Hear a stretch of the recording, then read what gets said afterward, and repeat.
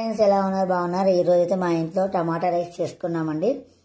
ఒక టమాటా, 4 పచ్చిమిర్చి, మినపప్పు, శనగపప్పు, ఆవాలు, జీలకర్ర, ఆయిల్, ఉప్పు, సరిపడ ఉప్పు. ఓకేనా ఫ్రెండ్స్?